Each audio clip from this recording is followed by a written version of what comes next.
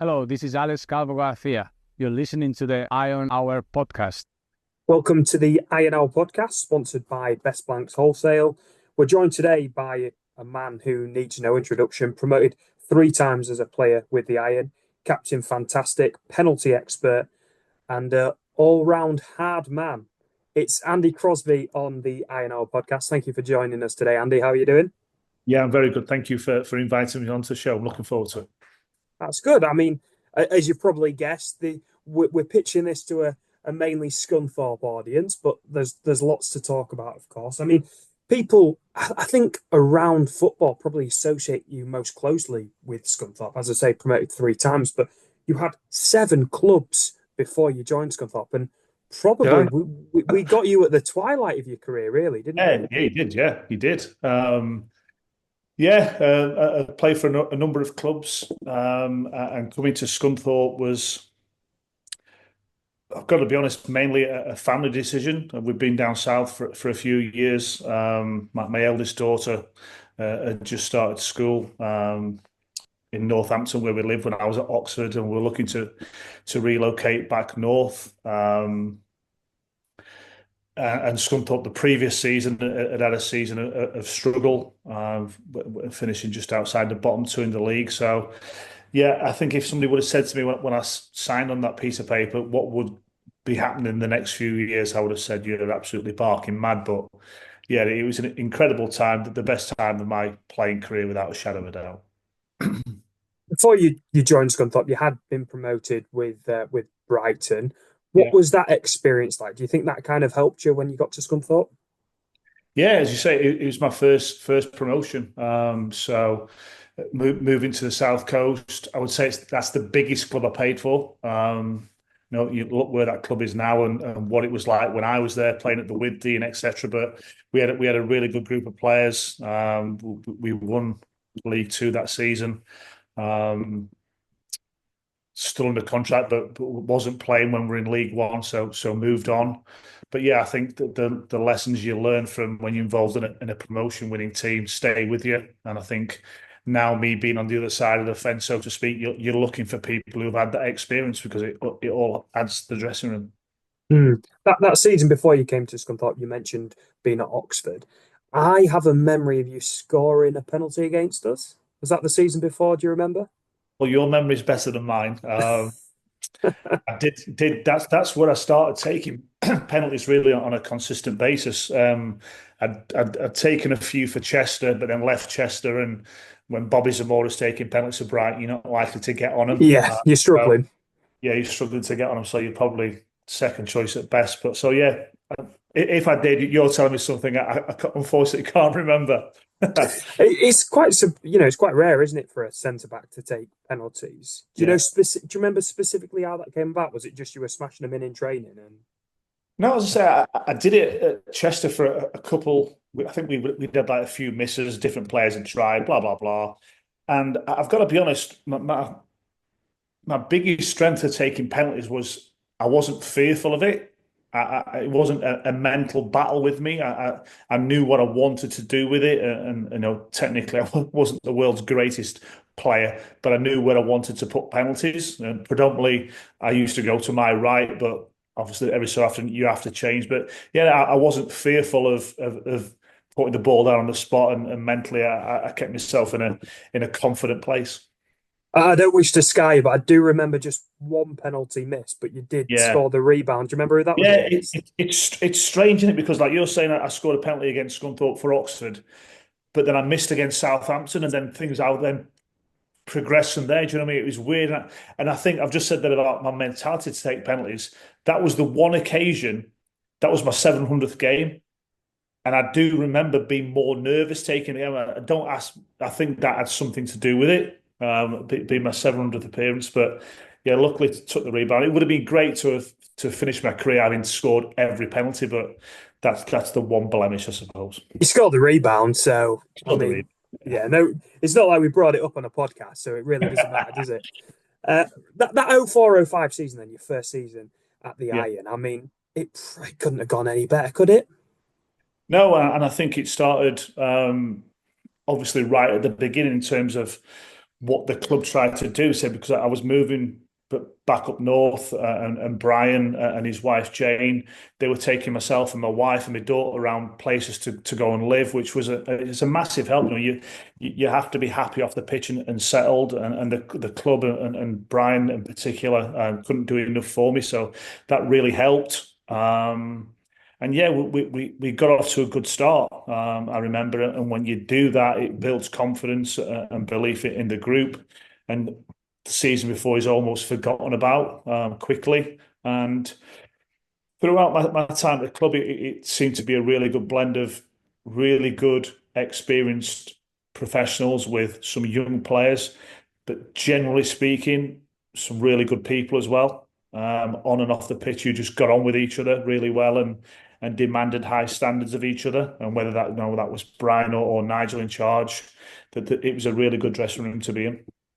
And that season, obviously, your centre back pairing, your partnership would have been predominantly with the now Scunthorpe United manager, Yeah. Andy Butler. Do you remember much about that? Because obviously he was a young lad back then, but he scored 10 goals that season. Yeah, he scored goals that season. I remember saying to him that that's something that I was really poor at throughout my career, scoring goals. And as a centre half, I think it almost adds another layer to you and your ability, where he was a young player playing games at that level and playing well as a defender. But you almost raise your own profile by scoring 10 goals as a centre half. You add something else to your game. So yeah, he was at the start of his career, and it was good to play alongside him. Really good attitude to wanting to defend first and foremost, and be brave and win headers, and all the sides of the game that you have to do if you want to be a successful team. Along with Peter Beagrie, you made the PFA team of the year that season. But probably the standout game for me will always be that Chelsea game. Do you remember much around the occasion? And unfortunately, you are credited with an own goal officially, but I think that's harsh. It could have been two, I've got to be honest, because I did get a touch on the equaliser as well. So I remember the game. So I'd not played the previous game, and at the time I was struggling with my Achilles a little bit. Not really trained much going to the game. My daughter was mascot for the game, so it was a big occasion, to go and play a Premier League team. Was really good. I know we amazingly went in front, and suddenly the mind starts drifting. You're thinking, oh, I wonder what's going to happen at quarter-5. We might beat Chelsea away, but Chelsea obviously played their way back into the game. And I always do say to people now, I have scored at Stamford Bridge. I just don't tell them that it was unfortunately the wrong net. So, and that's something that, of course, Butts can't say, because he missed about 3 chances that day, I seem to remember.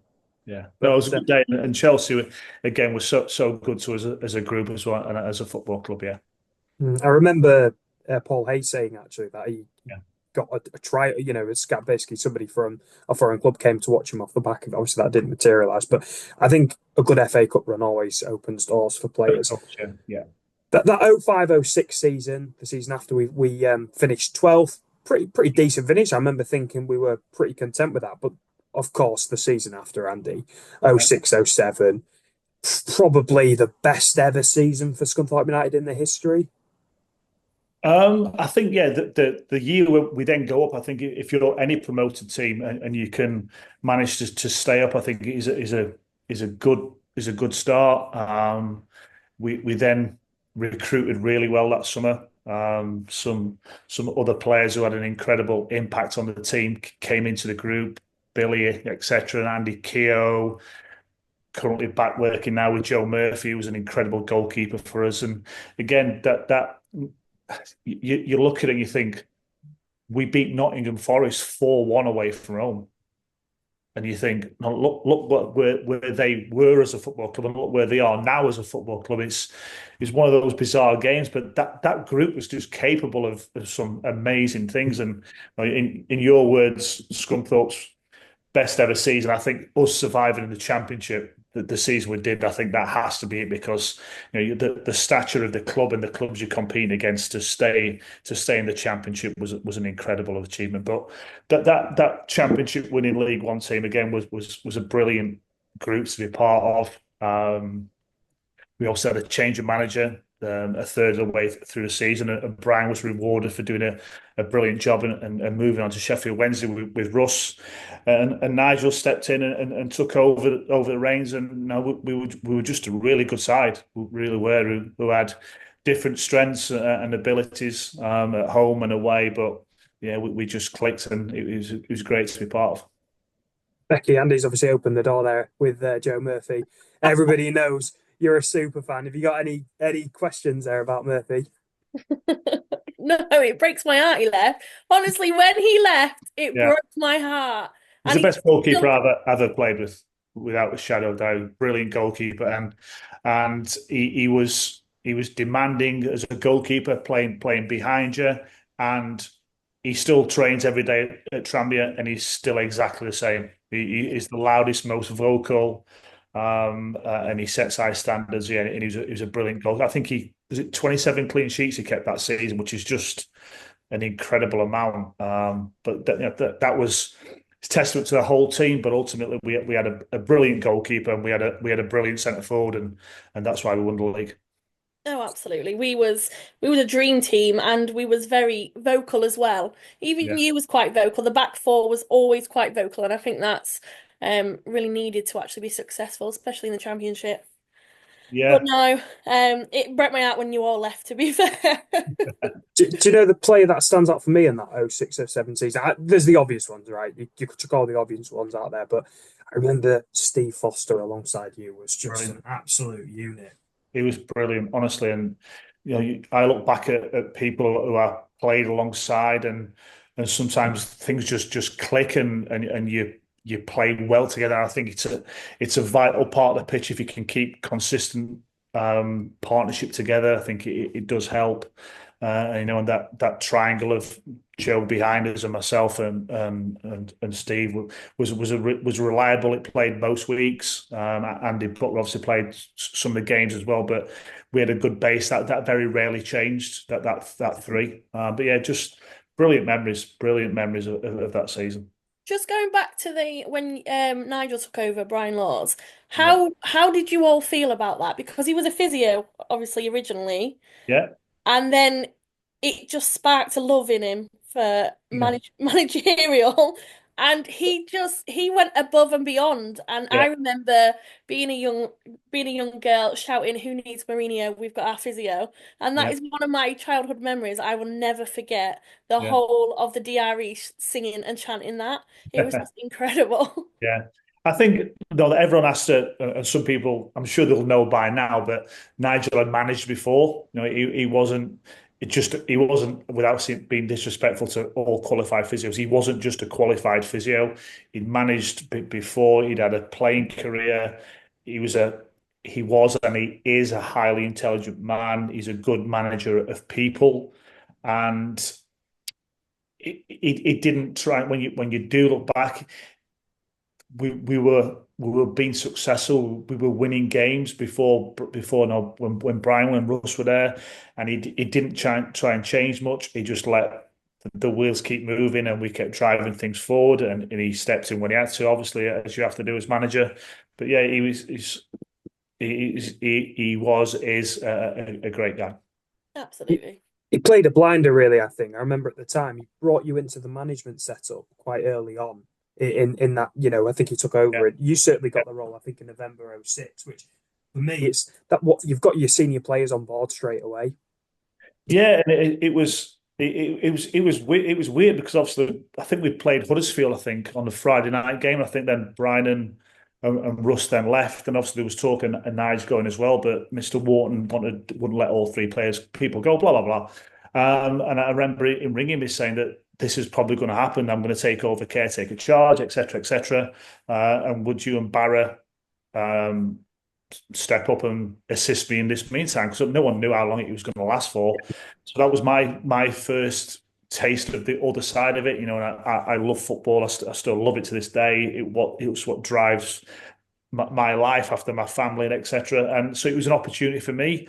It was fine that season because all the players who were there knew what had happened, what the progression was. I was still a player. I was captain of the team. I was assistant manager.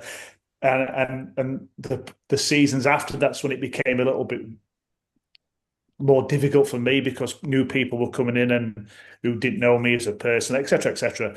But it's now led to where what's happened to me since, you know what I mean? So yeah, forever grateful to Mr. Wharton and to Nige for giving me that opportunity. That 06-07 season, one last question. I mean, you mentioned there the Huddersfield away game, but the home game was the game we was promoted. Do you remember much about that occasion? Because I think Billy, yeah, of course, and Billy got a very dubious penalty, didn't he? Yeah, and obviously I would have been on the pitch to take it, and Billy got a slight knock, I think, a slight lean, someone lent it, and he fell over as good strikers do. You know, and he. I think it was the handball, but it was about handball was okay. Yards outside the box. So you've got a better memory than me, but when you're top of the table, those things go for you, don't they? So yeah, well dispatched penalty, and did Spad score the other one? No, Sharp got them both. Oh, did he? Yeah. Right, okay. Yeah, I remember the celebrations. Yeah, I remember the celebrations. They were brilliant. Yeah, you've reminded me when you said there actually that you were suspended. I remember watching because you watch. Listen, we're obsessed with Scunny, right? So we watched the footage back, and I remember you being as part of the management team, so you weren't in kit. And I remember thinking, oh, that's weird. Yeah, I wonder why I didn't play it. But yeah, of course, suspended. Yeah, suspended. Yeah. Promoted that season, obviously, as champions. We to canter, really. That first season in the championship, I mean, it was the first time a lot of these players had played at that level. The likes, I'm trying to think of the players that came in. Paul Hayes came in that season, and what's his name? I forgot his name now. The striker from Stoke City, Martin Patterson. Pato came in, yeah. Pato came. So obviously, the club had this unbelievable run of recruitment of centre forwards. Lee Turnbull did an incredible job, and it was one after the other. Billy, that we got promoted. Billy then left. I think Andy Keogh had already gone in that Christmas. He went in the January, yeah. That's right. Jermaine Beckford came in and helped get the goals to get us promoted, and then Gary Hooper came in. Pato, whatever the years were, and the centre forwards just seemed to keep doing well for the football club.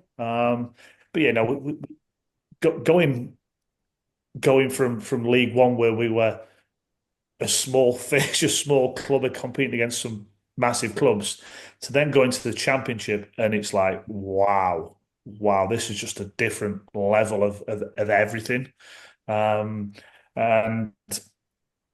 sometimes it almost becomes, you forget. Do you know what I mean? You don't realise how good that was. For young Scunthorpe fans now, if you said in 2 more seasons' time we could be in the Championship, they'd be saying you're absolutely crazy. But that's how it happened. 3 years from finishing third in League Two, we were in the Championship, and then we got relegated, and we went back again. It was incredible 5 years. So yeah, it was great times.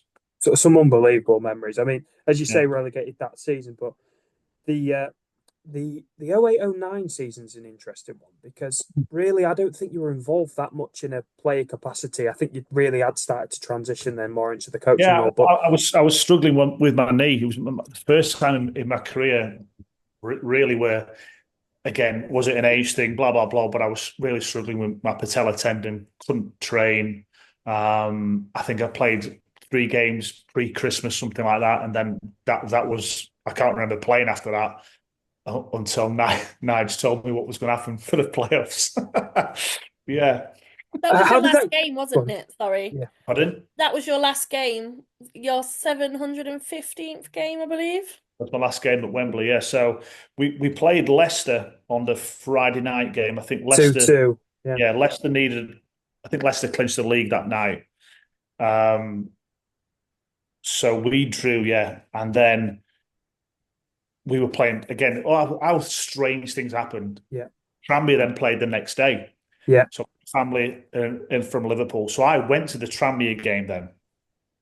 So Tranmere obviously needed to win the game, blah blah. They didn't. So then we then needed a draw was then good enough. We were playing Tranmere final game of the season. We needed a draw. They needed to win.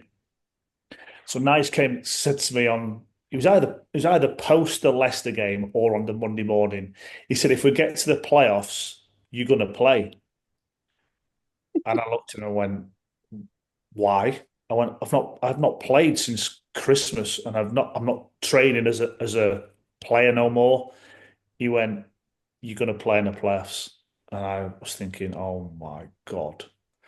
So obviously, Cliffy's late equaliser. And then we get MK Dons in the two-legged semi-final. And I was actually doing my coaching courses at the time with Roberto Di Matteo and Eddie Newton, who were their management team at the time. So I remember them. I remember also we did all the prep, and I'm still not convinced in my own mind. Blah blah blah. Anyway, the game day comes, and they walked in the players' entrance at Scunny, and I had my kit on, and I remember seeing their faces, and they're like, why have you got a kit on for?" Like I was nothing to do with the team for months, and I think I played 80 odd minutes of the first game when we drew 1-1, and then the away leg was extra time and penalties, and I played the whole game. And again, from my role now, I'm sure sports scientists will be saying there's no way that can happen and blah blah blah, but somehow the old bones got me through the game, and yeah, and then we got to Wembley. I do wonder what that decision was about, because Christian Pearce, I seem to remember, was struggling for a bit of form, and was it him that missed out? Would have Yeah, been. it was Christian who came out. Yeah, again, he was at the start of his career, the infancy of it. He'd played in the Johnson's Paint final at Luton, at Wembley, indifferent, blah blah blah. And I just said that I just want to use your experience on the pitch, where it's still most valuable. So he said that's what's happening. So that's what I did. Of the promotions, then, was that one's got to be up there, hasn't it? Yeah, of course, because I think if you're as a player, and speaking now, as a coach, as a manager, I think as a player, if you don't win the league, the next best is to win the playoff final at Wembley. Obviously, not the occasion of playing at Wembley, and all the build up and all everything what goes with it. I remember the day. I remember waking up at the hotel where we were staying, and I woke up early. And nerves didn't usually affect me, but I remember waking up and it was so hot already, like 6 o'clock in the morning. And I remember getting to Wembley and it was absolutely boiling. And I'm thinking, oh my God, and this is going to be like make it even harder now, because condition wise, I'm thinking, no, I don't need this to be a hot day, but it was. I think it was 100 plus degrees on the pitch. It was 100 degrees Fahrenheit. I remember the camera zooming in and it came on the scoreboard. Yeah, it was so hot. But again, we made a great start. That they scored an absolute worldie through Gary Alexander, and we find ourselves behind at half time. We're thinking, well, we've done all right in the first half, and then Matty scores his second goal, and Woolley scores the winner right near the end, and we managed to see out the game again. And yeah, it was another incredible night for that group of players and staff and football club, and you guys as supporters as well. Incredible night. Yeah, it was, I would say, probably the best day of my life. Yeah. Would you? Okay, that's good. I Good. remember waking up really early. Obviously, we had the heartbreak from a couple of weeks before with the JPT. I remember waking up early. I was dressed in black. Obviously, I was a young girl at that point. Didn't know that it would be sweltering hot. I was walking down Wembley Way, absolutely petrified of these Millwall fans because they had a name for themselves. I thought I was going to get beat up, me being so young. I don't know why. And I just remember I was actually on the telly as well. I was like nearly crying when the camera got put onto me because we was losing at the point. And then when that third goal went in, it's just incredible. Like it brings so much happiness, and it's something that I would tell my children. And I've watched it on repeat many a time, especially when we was going to lose our club. I watched it again, and it still brought that joyous moment. Yeah. Well, again, no, as a football club the size of Scunthorpe, to be at Wembley twice in 2 or 3 weeks, it was, whatever it was. Again, it is an amazing achievement. But again, Nigel's management of that situation. So we lose to Luton, who were bottom of League Two, got relegated out of Football League. So we lose to that, and we went into that game massive favourites. Blah blah blah. Didn't perform to our best. And this again, a lot of management is about the moment and doing what is right at the moment. And our celebrate, not celebrate, the post game togetherness of the group was better after we got beat off Luton, and the celebrations. We stayed down in London after both games. We had a better celebration after we played Luton because Nige wanted us to feel that we're going to come back here in 2 months. It's been great. He totally turned it around. It's been great preparation for us today. Some things have not gone as well as we wanted to do, but we will come back here in 2 months, and when we do, we'll win. And it was a better. I'm going to use the word party now because it was a better party after we got beat than when we won at Millwall, because Millwall was more about relief in reality. You know, a 46-game season, playoffs, blah blah blah. Everyone's absolutely cream crackered, and it almost felt like relief that game. Again, brilliant man management from Nige. Incredible manager, Mr. Positivity. Let's briefly talk about the next season then. As you said, possibly our greatest ever season, the one we survived relegation, finished fourth from bottom in the Championship. And Gary Hooper that season, I seem to recall from my memory, finished as joint top goal scorer with DJ Campbell, maybe at Blackpool. But anyway, I believe so off the top of my head. I'm not usually wrong, but I am occasionally. Anyway, the point is, all right, Becky. For a team to finish fourth from bottom and have such a prolific goal scorer, I mean, he was the difference, wasn't he? I think when he first came in, and obviously I had then finished, so he was then coaching, managing, blah blah.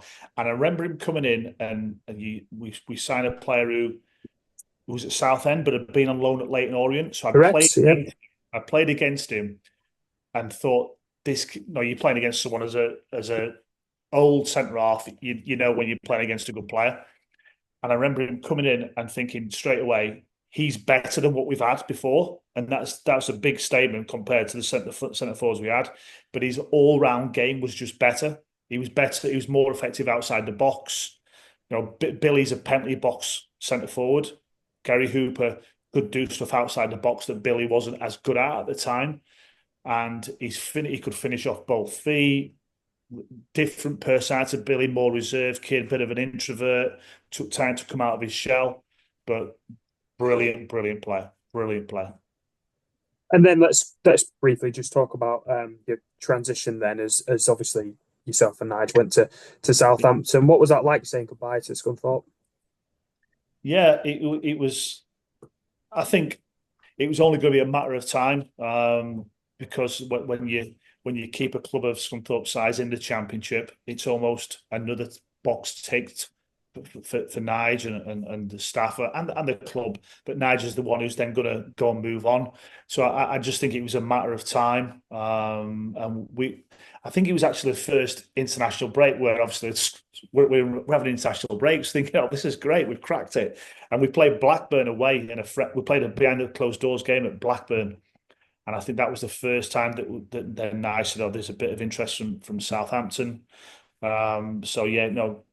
Going there, it was like going to a different world. I've got to be honest. They were a league below us. We were in Championship, and Southampton were in League One, but the whole structure of the club was a different world. We went to the training ground for the first day, and there must have been 50 members of staff there, from first team all the way through the academy, and you're thinking, wow, this is going to be different. And I think we lost we arrived on the Sunday. We played MK Dons, I think, on a Wednesday night. We lost that game. We then drew at home with Colchester 0-0 on a Saturday. And straight away you're thinking, well, this is not the start we wanted, and there's more noise at these big clubs, blah, blah, blah. And then we beat Sheffield Wednesday away. I think Lee Bernard scored for us. And we just got on a roll. We got on a roll, and listen, we had really good people. The whole football club, everyone knew what the ultimate target was, to take the club back to the Premier League. How long that would take? No, the club had a 5-year plan, but we had a good group of players. We did it in 20 months, whatever it was. But we had a good group of players who wanted to learn, and we played in a really good manner, attractive manner for the supporters. So we had good players, but Again, if you'd have said to me when we walked through the door at Scunthorpe, like if someone would have said to me, at Southampton, like if someone would have said to me at Scunthorpe, well, you're going to be playing the Championship in 3 years, I'd have gone, you're crazy. The football club at Southampton, I think, was fifth bottom of League One. And you'd have said the same thing, in another 20 months, you're going to be in the Premier League playing against Man City away. I'd have gone, well, no, that's that. Yeah, that's what we want to do, but it's not going to happen that quick. And it did. We got promoted from League One, and we weren't outside the top two in the Championship for the whole of the season. We were a brilliant side. Some people might say, well, that's a really strong word you're involved, but we were a brilliant team. We really were, and we were deservedly promoted. They are literally amazing stats. So, what is the best moment of your career? It can be managerial or player, and what's the most heartbreaking? Oh, wow, that is a tough question. As a player, it would be very hard to.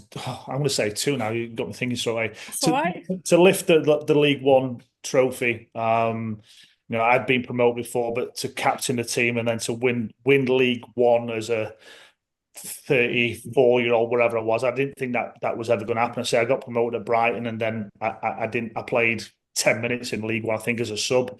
So coming to Scunthorpe again, I'm classed as a League Two player. That's what I was classed as, and then suddenly I'm captaining a team to win League One. So from Scunthorpe, lifting that trophy and playing my final game at Wembley was just amazing. And then to go and work in the Premier League again was just an incredible moment.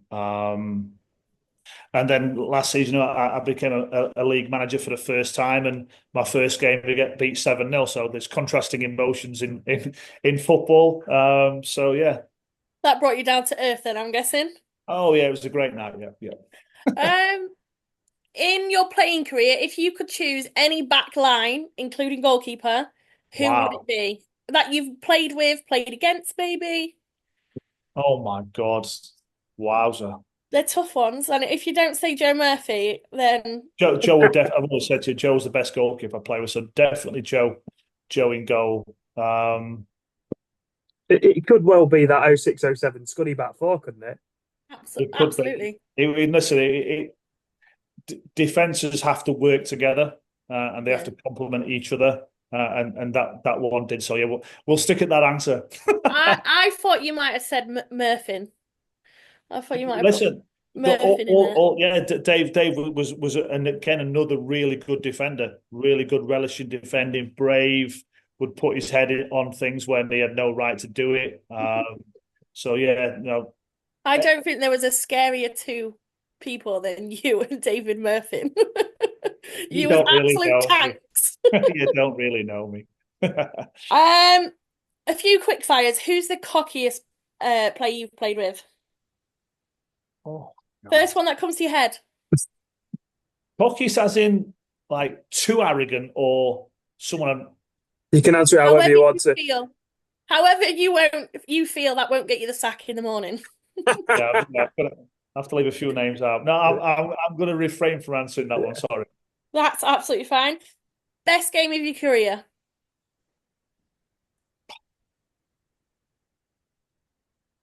Best game of my career? The last one. That's a great one. Because of the circumstances, the last one, yeah. Preferred formation?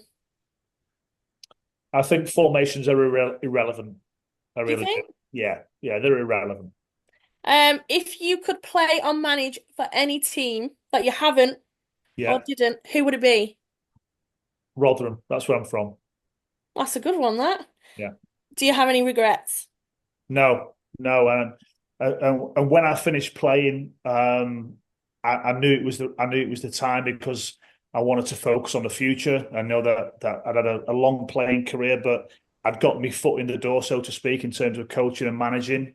So yeah, no, I from the time I finished playing, I didn't regret it once. I didn't miss football. I was still involved in it, and it is second best, absolutely. But I didn't regret packing in. I didn't miss playing football. So yeah, I've been so fortunate that I left school at 16, and I'm fortunate going to be 52 soon, and I've loved every minute of my working life, and if I can call it working life, I've been so lucky and so fortunate that when I was growing up as a kid, I wanted to be a footballer. I love football, and I still love it as much to this day. Thanks. Yeah, I mean, thank you so much, Andy, for giving us your time and coming on No the problem, mate. Iron Hour podcast. Any last thoughts for Iron fans listening to this? No, listen, as I said to you, it was the best time of my playing career without a shadow of a doubt. It was an amazing 4 or 5 seasons. To watch the club over the last few seasons be really ran down by people who shouldn't be doing things like that, I think has been difficult to watch. But hopefully now, and I know it's in good hands now, and hopefully that the club can start making small steps back towards the Football League, and it will be great to see Scunthorpe back in the Football League, hopefully sooner rather than later. Once again, a big thank you to Andy Crosby on coming on the Iron Hour podcast, Up the Iron. Cheers, guys. Thank you. A huge thank you to Scott Paxton on setting that up. I mean, he's done so much good work for the Iron Hour podcast. Scott, we thank you so much for that. Well, we couldn't get through a podcast without at least previewing the game against Brackley Town on Tuesday. So that was obviously Andy Crosby, and enjoyed that. But a lot of people obviously will want a little bit of information ahead of Brackley's trip to Scunthorpe on Tuesday night. And as we say, we did have Will on earlier on in the year when we were obviously supposed to play them, but postponed fixture nonetheless. But I'm pleased to say, joining us for the second time in about 2 weeks is the head of commercial at Brackley Town, Mr. Will Grassoff. How are you doing, Will? Yes, very good. Thank you. Thank you for having me back on again. Appreciate it. And I think I only said the word obviously about 7 times in that intro. So obviously it's great to have you on, Will. Thank you. Things have changed slightly since we spoke to you. The Iron were in second and Brackley below them. I think they were maybe 4th or 5th, but obviously here he goes again. You've catapulted up to 4th and we've slipped down to 5th. How has it been over the last 2 weeks? Yeah, so we've had a couple of really tough away games, and when we were looking at the fixtures for January, we kind of said, what number of points would we be happy with? And actually, the 2 games we've just had, so Alfreton away and Curzon Ashton away, pretty much me and all of my friends had, if we got 2 draws from that, we'd be really happy. So very, very tough places to go. And obviously to win both of those was absolutely huge. And I think it will give us a massive amount of confidence going into arguably the toughest game of January, which is you guys away. So it's been quite good. We've had players coming back from injury, and other players getting more fitness. So we do seem to be on a bit of an upward trajectory at the moment, which is good. Of course, and as you say, you did beat Curzon Ashton 1-0. Now, I think Google has the score. I don't know if you've checked on Google, but it has it as finishing 0-0. So it's interesting. Definitely was 1-0. Definitely 1-0. Yeah, it was it 62nd minute, I think. Matt Lowe. Yeah. And of course, you have hit a little bit of form in terms of goal scoring, and you probably wanted a little bit more from Matt Lowe, because Connor Hall currently your top goal scorer with 7 goals, Matt Lowe on 6 now. Do you think goals are something that have been a bit of a concern for Brackley fans? A little bit. So I think when Danny Newton, who is our natural number 9 and who you probably expect to put most of the expectation of goals onto, when he was injured, there was a bit of panic about where these goals are going to come from. Then we brought Miracle Okafor in on loan from Tamworth, who's outstanding, and I'd love to have kept him. Really, really good player. But Connor Hall definitely kind of stood up when Danny was injured and has got some goals. And I think we've never been a team who scored loads and loads of goals. We've never been when you look at the kind of the goal difference in the league, we're never the highest scorers.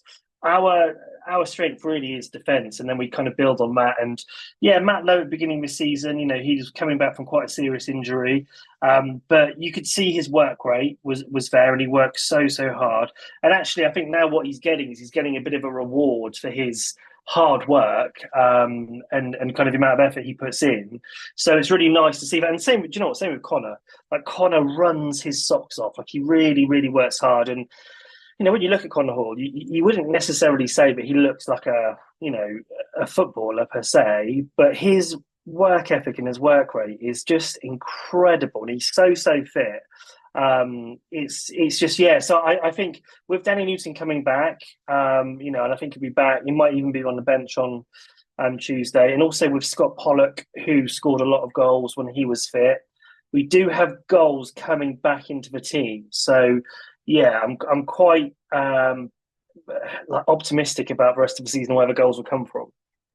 Of course, the standout game for a lot of people when it gets to the end of the season will be the Alfreton versus Brackley game. It'll be the game that stands out in the National League North. I think so much happened over the course of the 90 minutes. Do you just want to run through the listeners as to a snapshot, a whistle-stop tour of those 90 minutes? Right, so I went to that game, so I was there firsthand. The first thing I'll say is, even before the game, in their kind of club thing, they had an auction, and they had the most random items. They had a sword, they had a commemorative knife, a pistol. Honestly, it was really bizarre. I got this for my daughter, so like a little stitch thing, but it's just really weird. Anyway, so they went 1-0 up, I believe. We came back, scored 3 goals, so we were 3-1. It got to the 45th minute. Johnny Maxted, our keeper, came out and collided with one of their players. He got sent off. Sometimes you see him given, sometimes you don't. I don't think there was too many arguments. We didn't have a keeper on the bench, so our right back, George Carline, who actually scored in that game as well, he had to go in goal. The first thing he had to do was defend a free kick. Their player took a really, really good free kick and scored to make it 3-2 at half time. They came out in the second half. Alfreton scored pretty much straight away to make it 3-3. So we had a good 45 minutes. They're thinking, oh God, our right back's in goal. They're peppering us. Obviously, they're a big physical team. So balls into the box, with Alfreton are not easy to defend. But thankfully, Gaz Dean and Zach and Tyler, our defence, did so well, and we managed to nick a goal on the breakaway in like the 92nd minute, and it was just absolute. Yeah, I think the youth call it scenes. There was limbs and scenes everywhere. So it was an incredible game, and I mean we definitely nicked it. But yeah, I was buzzing the entire way home. Fantastic result, fantastic game. Just show us that Teddy again. Yeah, it's a little Stitch. Stitch from Lilo and Stitch? Yeah. Your wife will have been happy that you brought that home and not a gun or a sword. Yeah, not a gun or a sword. Yeah. It could have been a lot worse. Yeah, really, really. I mean, lovely place, lovely people, but I've just never been to a game before where we had the option to buy a sword beforehand. So yeah. Now, Brackley, as we mentioned earlier, sit in 4th place going into Tuesday night's game at Scunthorpe. Where does that kind of rank in terms of expectation and hope? I know we touched on this when we had you back on 2 weeks ago, but it always seems to me that Brackley are always going to be there or thereabouts. And you quite bravely said you think you said Brackley will win the league, didn't you? Yeah, I did. Yeah. So I'm thinking you might be on your own. You might be one of the only Brackley fans who's brave enough to kind of stick that one out there in the open and say that on a recorded podcast, no less. But yeah. What are kind of the expectations of most Brackley fans, would you say? So I think that the expectations shift quite a lot because I think that's the same at every club, isn't it? Right? If you win 3 games in a row, there is obviously going to be a thought process that says we will win the league in April. Yeah.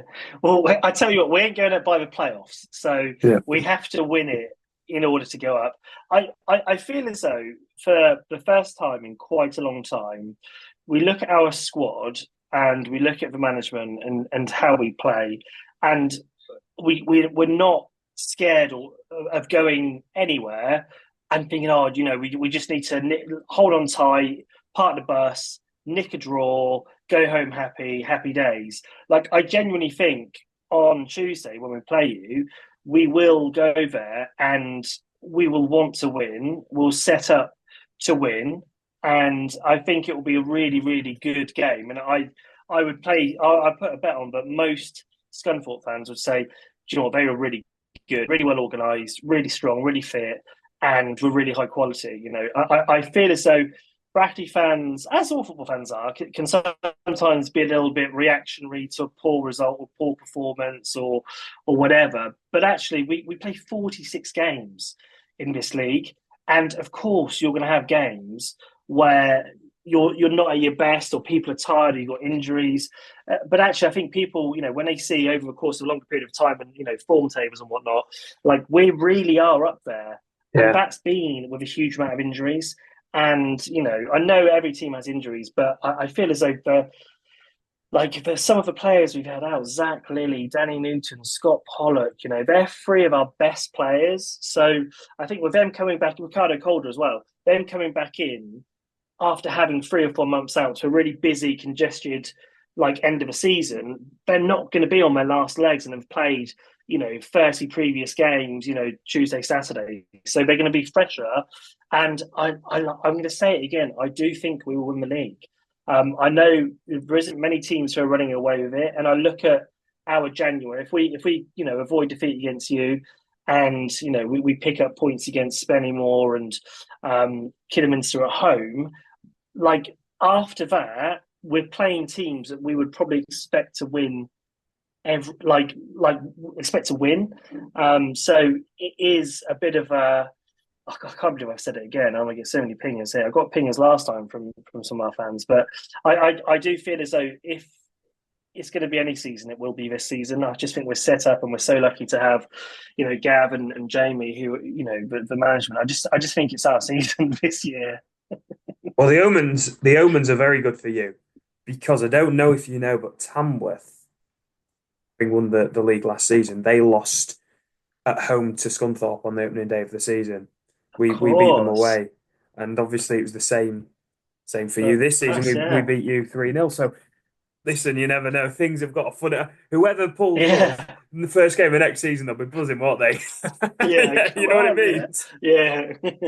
Obviously, we're not doing a kind of usual podcast this week. It's a little bit different because of the Andy Crosby interview we had there. So I thought I'd just spend a couple of minutes with you talking about how Scunthorpe have been over the last couple of weeks, because you mentioned there about Brackley being in top form and actually being at the top end of the form table. Things have not been so good for the Iron, it has to be said. We did have a great win on New Year's Eve against Kingsley, and that was one of the best performances we've put in all season, it has to be said. But since then, just the 2 games played, but defeat to Rushall away last week, bottom of the league they were going into the game, and I believe only 1 or 2 games were on last week in our division. So it was so disappointing not to make up ground, but then to lose that game in hand, it was a bad one. And then the 2-2 draw away at Chorley on Saturday, I've mixed feelings about that. In isolation, Will, that's a great result. In isolation, you would look at 2-2 away at Chorley, you get out there with a draw, and you'd say any team in the division would look at that and go, yeah, we'll take that. But when that's sandwiched between a defeat against Rushall and potentially a defeat against Brackley or a draw against Brackley, it suddenly doesn't seem so good. And I think that's what a lot of Scunthorpe fans have a little bit of concern with at the minute, is the results we're getting in isolation aren't terrible, but they're just not being backed up with other results around them. And ultimately, it'll come down to this: picking up points at Chorley, and if we get a point against you at home, something like that, is there or thereabouts what a team who finishes in the playoffs will expect. But a team who wants to win the league would need a little bit more than that, wouldn't they, Will? Yeah, completely agree. And look, you know, Kingsley look very, very good. When we played them a few weeks ago at home, they beat us, and I thought they looked superb. I think the team that I'm probably most worried about, no offence to Scunthorpe, is probably Kidderminster. I think when you look at the form tables over the last 10 and 15 games, they're top of it. And I just feel as though they'll probably have a bit more strength in depth than, you know, potentially we do. And you know, I'm not sure how deep your squad is, but I think come the end of the season, it'll probably be 1, 2, 3, us first, Kiddie second, and you third. To be honest with you, I think it'll be a very, very close finish, and no one's really running away with it, are they? I know Tamworth last year did a little bit, but I think, yeah, you expectations have to be that you win every game if you want to win the league, regardless of where you go to. And like I say, that's where we're in a good spot, where we're confident and we don't go, fearing anyone we play. And coming to the Attis Arena, it's obviously an incredible ground, especially for this level. It's mad, it's almost to go from Alfreton and Curzon to this, big arena stadium. It's quite funny, really. But yeah, we're I'm confident. I do wonder if, because I think you and I are a pretty not isolated individual, but we're quite unique, right? I think we delusional. Get carried. Yeah, there we go. That was the word I was looking for. Yeah. Right? We either I get super high or super low. Like one result will flip me either way. Yeah. So I'd be interested to know what other Brackley fans would be thinking at this moment in time. And I guess, well, my next question would be: last time you was on, you was convinced you would beat us. I presume you're going to stand by that, especially considering your recent form. Will it be a penalty? Penalty in the 85th minute, wasn't it? I think I said by Shane Byrne. I think it'll be 2-0 now. Surely you're more confident now. Yeah. Do you know what? I think I was a lot more confident when we were playing on a Saturday, because your record at home on a Saturday is pretty appalling. Do you read into that?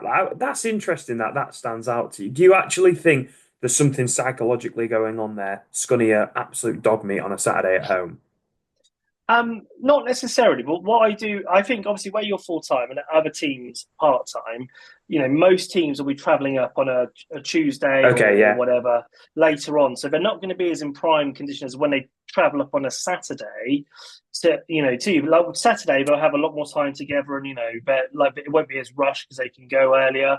So I think it'll give them a tougher game. Our lads most of them will work, on the Tuesday, then they'll probably leave a little bit early. They'll get a bus up or whatever. They'll get a coach up. So it's not optimum. It's not your optimum kind of preparation for the game. Whereas all of you guys, all of your fellas will be, they won't be working. They'll have a lot better like lead up to prepare. So I mean, that could be it. It might not be. It might just be a bit of a fluke. But I think playing you on a Tuesday, when I found out it was going to be, I was like, oh, for God's sake, that's frustrating. I'd have much preferred to have played you on that Saturday. I don't. I'm sure you guys wanted to play on a Saturday as well, but I actually think it's probably played into your hands a little bit more. The fact it's on a Tuesday night and we're going to have to travel up, and it's going to be a lot tougher. So I mean, it'll be 3 away games in a row for us. So yeah, not ideal really.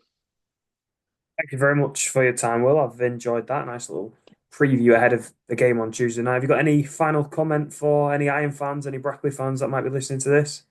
I just want to say I love the podcast, and obviously I watched the away one, the Chorley one, and there was some absolute comedy in that. I think there was one time where Gareth said there's been a real lack of quality in this game, and about 2 seconds later you scored the most amazing free kick, and then there was towards the end you nearly scored and it sounded like he was on an orgasm. It was bad, wasn't it? That was, yes. I can tell you now, if you haven't yet watched that vlog, do not open that in public, because it's like that. You remember that WhatsApp video that goes around? It's like that. But yeah, good luck, and I'll see you all on Tuesday. Good stuff. Thank you very much for your time, Will. Thank you, mate. Up the iron. Up the iron.